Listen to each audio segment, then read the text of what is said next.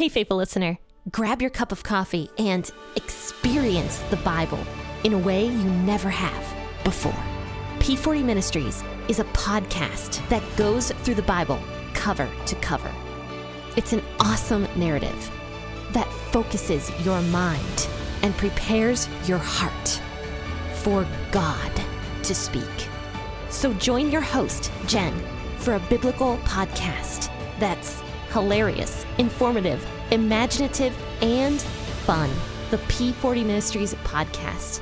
Listen now as we go through the book of Leviticus. Hey, happy Friday, friends and faithful listeners. You've tuned into the P40 Ministries podcast season 3, where we are going through the Mosaic Law right now. And today we're going to be talking about Leviticus chapter 2, verses 1 through 10, which is all about the grain offering that people could bring. And this is an interesting offering because we often think of burnt offerings as being like the bulls and the lambs and whatever else that people had to bring. But this is a very specific type of burnt offering that had nothing to do with animals. This was a grain offering, and we're going to talk about the significance of the grain offering today on the podcast. So let's go ahead and read Leviticus chapter 2, verses 1 through 10 today out of the WEB version of the Bible. Make sure to grab your Bible and your cup of coffee, and let's jump right in. When anyone offers an offering of a meal offering to Yahweh, his offering shall be of fine flour. He shall pour oil on it and put frankincense on it. He shall bring it to Aaron's sons, the priests. He shall take his handful of its fine flour and of its oil and of all of its frankincense, and the priest shall burn its memorial on the altar, an offering made by fire, of a pleasant aroma to Yahweh. That which is left of the meal offering shall be Aaron's and his sons. It is a most holy part of the offerings of Yahweh made by fire. When you offer an offering of a meal offering baked in the oven, it shall be unleavened cakes of fine flour mixed with oil, or unleavened wafers anointed with oil. If your offering is a meal offering made on a griddle, it shall be of unleavened fine flour mixed with oil. You shall cut it into pieces and pour the oil on it. It is a meal offering. If your offering is a meal offering of the pan, it shall be made of fine flour with oil. You shall bring the meal offering that is made of these things to Yahweh. It shall be presented to the priest, and he shall bring it to the altar. The priest shall take from the meal offering its memorial, and shall burn it on the altar, an offering made by fire, of a pleasant aroma to Yahweh. That which is left of the meal offering shall be Aaron's and his sons. It is a most holy part of the offerings of Yahweh made by fire. So my first question when I read this was, what is the point of burning the grain offering? And I'm kind of like, man, why is, burnt offerings to God so important? Well, I did some research on this, and one of the things I realized was that back in these days, oftentimes when people would sacrifice offerings to their god or goddesses, they would only burn a part of the animal, and the other part would be eaten in this ceremonial feast or whatever. But yet God wanted all of it to be burned completely. As in, this is not going to get eaten. This is not going to be anything except for me. And that's the point of the burning of the sacrifices, is to show the people that this is completely for God. There's not going to be any meat eating or any grain eating. Well, there's going to be some grain eating here, but the grain offering that is given fully to God as a memorial is what it says here in Leviticus 2. That part had to be fully burned. It was not allowed to be eaten.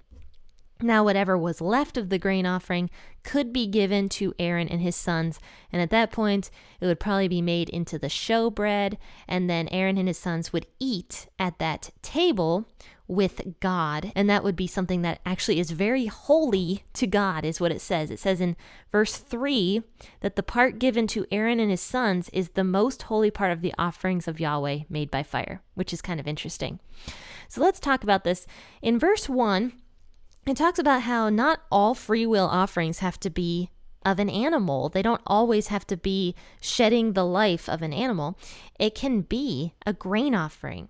So whatever, people back in these days were farmers. That's what they were. So when people would farm their produce, they could bring a gratitude gift to God, a free will offering of their own gratitude of everything that God had given them in that particular grain, whether it was barley or wheat, I don't know exactly, but they would take the grain, and it would have to be the best of the grain that they get. And it says that if this person who is presenting this offering chose not to cook it, because it says here that you can actually make it into cakes for God, which I think is really cute. You can bake for God.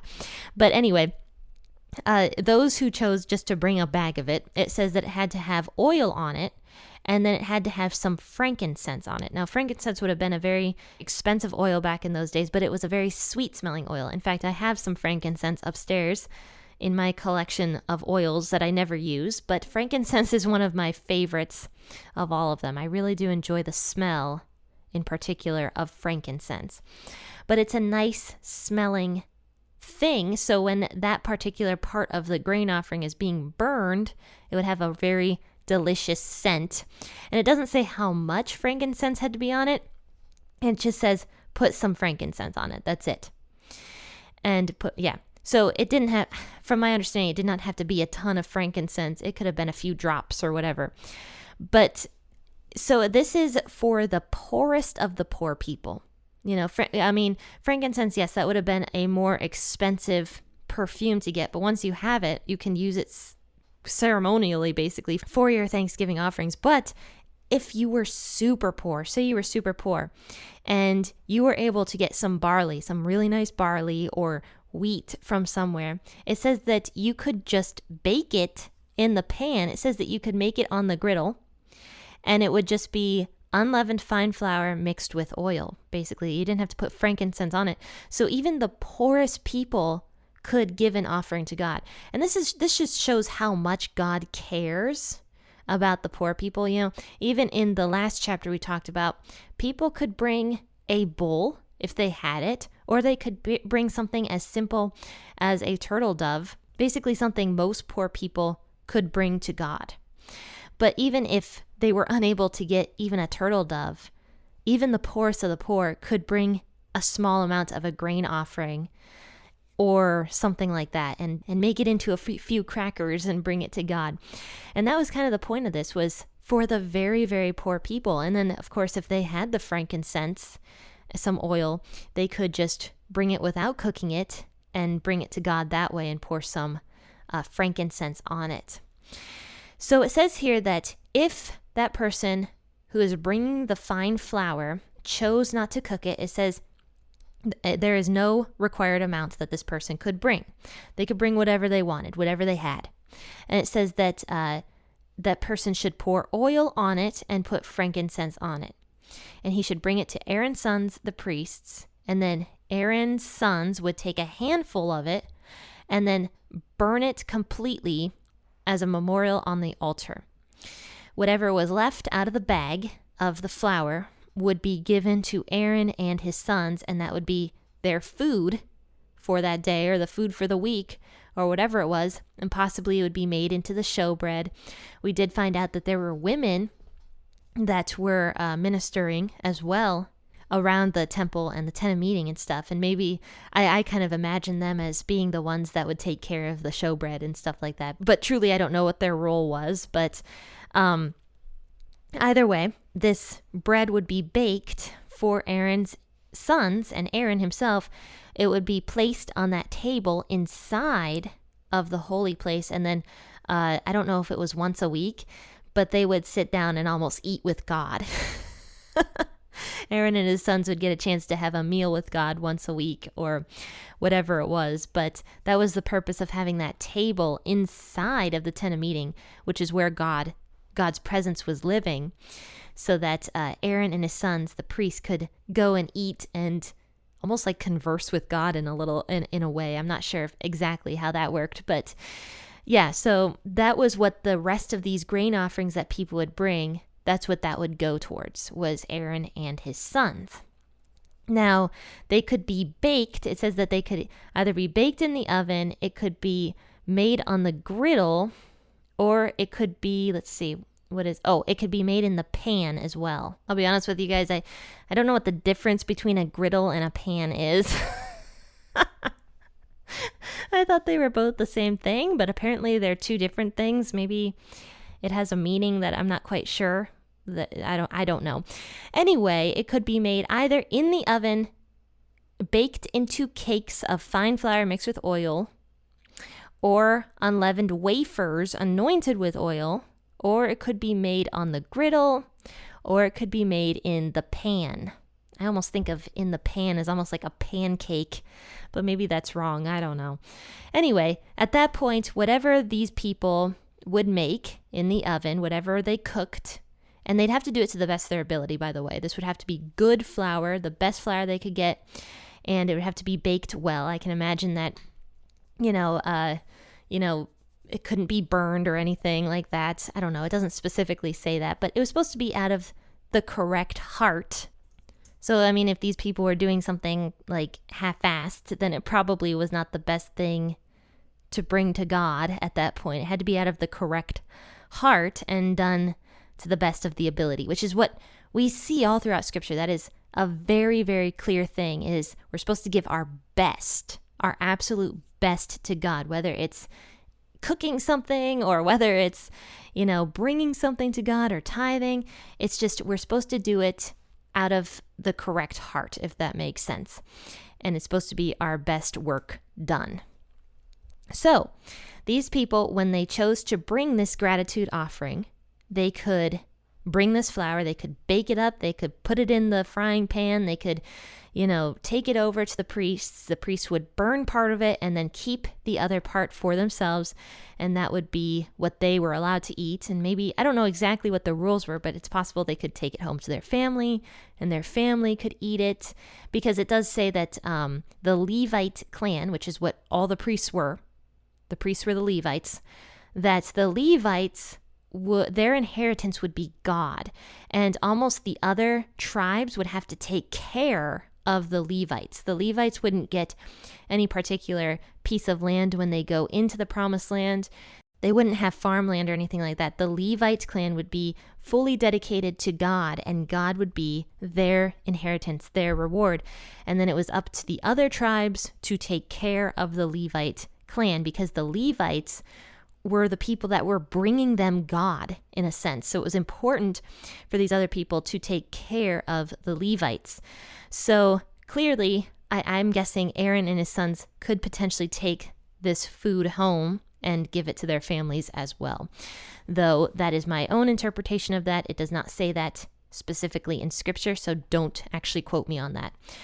But basically the same rules apply with the food offerings of the pancakes or whatever. It says the priest shall take of the meal offering its memorial and shall burn it on the altar, an offering made by fire, a pleasing aroma to Yahweh. So there's that word again, pleasing aroma. And this is done with the right heart, which is what I was talking about earlier. That is when something is a pleasing aroma to God, because we see later on, it's not the sacrifice. And that's where people started to get it wrong. They thought that God wanted these sacrifices, and they were doing it out of obligation, checking off a box. That's what the people ended up doing. But it wasn't the sacrifice. It was the heart of the sacrifice. Because later on, when people started sinning and just offering sacrifices one after another and whatever else, and not changing their ways, God was saying that this stuff is repulsive to him. It's repulsive. It was not done with the right heart. It was not a pleasing aroma. It was horrible. And so God was saying that later on, sacrifices became detestable to him because the people's hearts were not in it. So that's the entire point of the pleasing aroma, is where our hearts are, or I should say the people back then, where their hearts were with bringing these offerings to God. It shouldn't have been a checkbox that they had to do in order to be right with God. It had to be something that they were truly bringing out of the gratitude of their hearts, saying, God, you've given us so much. We have all this grain this year, and we're going to give you part of it because we want to. That was the purpose of this particular grain offering.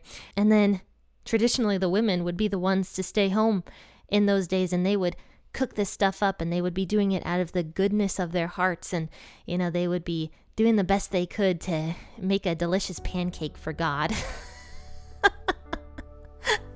Oh boy, if that was me, it would be terrible. Trust me, I am a horrific cook.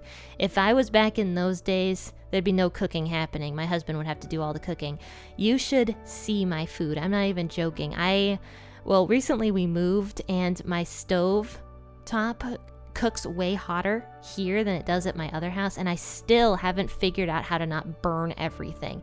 Every single thing that I cook for the past several months has been burned to a crisp. I invited somebody over recently because they helped us move, and he's part of my college and career group as well, and he's a nice kid, and I was trying to cook him and my husband a really nice steak dinner, and so I was like pan searing it. It turned into complete leather. It was leather. It was a belt. I was eating a belt, and they were so nice to me. My husband was starving, and he ate the entire thing, and poor Kyle suffered through that meal because he was nice and he did not have to. But that's about the level of my cooking. So if I was back in these days and I had to make a pancake for God, it would be burned, but maybe my heart would be right, and I'd be like, God, I'm really trying to make a good thing for you. And maybe at that point it would still be a pleasing aroma to him. I don't know. Or maybe I'd have to remake it like 500 times. I don't know. Or maybe we could just take the easy way out, and my husband could cook it right the first time, and then we'd take it over. Okay, friends and faithful listeners, this was Leviticus chapter 2, verses 1 through 10, talking about the grain offerings. So let me know, do you guys enjoy cooking? I don't. I hate cooking, actually. I'm terrible at it, and it's not one of my talents for sure. But, friends, I'd love to hear from you guys. I'd love to get to know you guys a little bit more, and I always want you guys to contact me if you have any prayer requests, if you have any questions at all regarding the podcast, or even if you have any ideas regarding some of this stuff, because I run out of ideas, and so I'd love your guys' ideas as well. So you can contact me at www.p40ministries.com/contact, or you can find me on Facebook, facebook.com/p40ministries, and you can contact me there as well. Friends and faithful listeners, have a wonderful weekend. Happy listening, and God bless.